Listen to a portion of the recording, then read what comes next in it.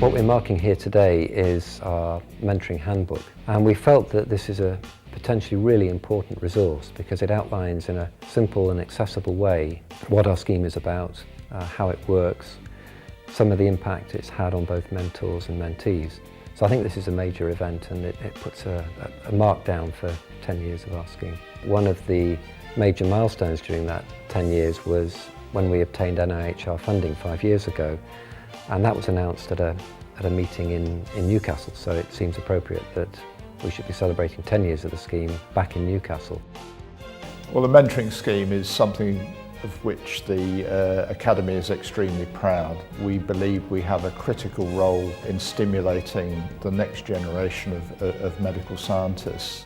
Well, the mentoring scheme is a way of the Academy supporting postdoctoral clinical academics who are on the cusp of an independent research career.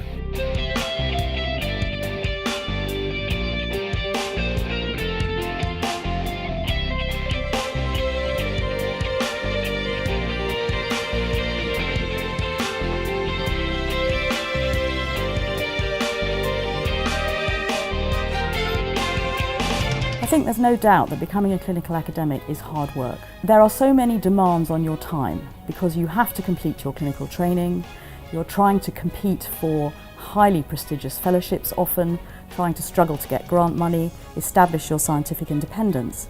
And to have someone who's prepared to take an overview of what you're doing and perhaps prevent you from making mistakes, I think is incredibly useful.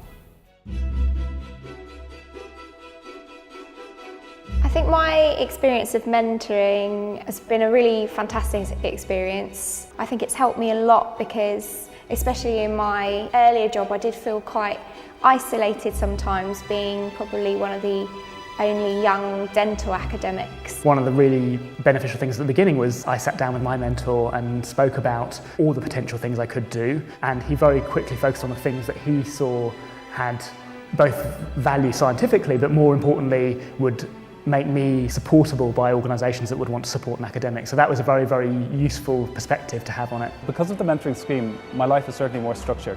I know what my priorities are from a research point of view, from a clinical point of view. My advice for mentees is that you get out what you put in. A small amount of preparation can go a very long way. My advice for mentors is not to hold back, is to be very straight and honest about what you feel about a mentee's career development and about where they're best to use their time and spend their time and what they're best to do.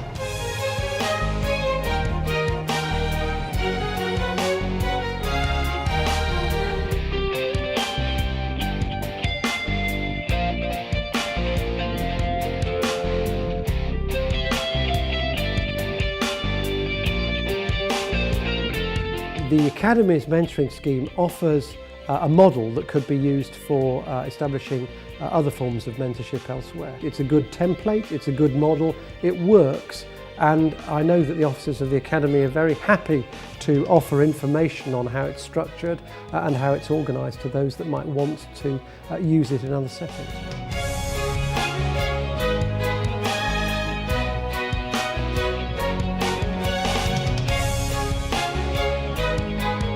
The Academy scheme, the people who run it now have a lot of experience, which is fantastic. We get some really enthusiastic feedback from mentees on the scheme, and the people at the Academy are constantly trying to develop and improve the scheme as well, which is why NIHR is happy to provide some funding for this. It's a dual relationship, but we can't do this without the strength of the Academy and the way that the fellowship commit to the programme.